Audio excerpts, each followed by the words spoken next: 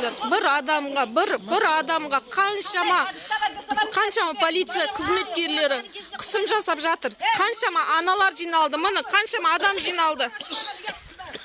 Административный сот болып жатыр. Бір адам өлтіріп қойған сияқты. Олай жасамаңыздар. Ол әділсіздік. Сол үшін халықтың ақшасын жемесін деп айтып отырмыз.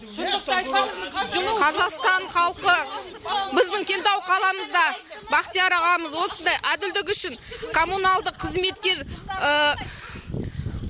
мұздай жерде халық отырған үшін, белсенді болған үшін дәл осындай қудағаланып тұр. Өздерің ұрпақтарыңды ойласыңдаршы, ұрпақтарыңды. Өтірік па?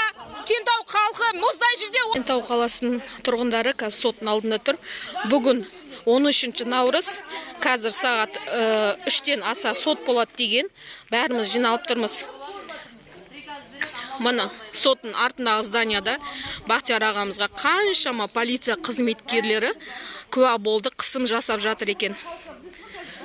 Мұны соттың артындағы зданияның артында дәл осындай болып жатыр. Мұны қаншама халық жиналды, бұл кісі біздің қаламыздың белсендісі, өтірік емес, Кентау қаласы. Қыс бойы жаурап шықты. Соны шырылдап, 7 бала-шағасы бар әке ол. Шырылдап жүрген үшін қазір осындай қамауға алып, бұл кісінің жалған госномер машинада жүрді деп айып айтып жатыр бұл кісіге. Қазір 3-тен аса сот болу керек. Айтып жатырмыз.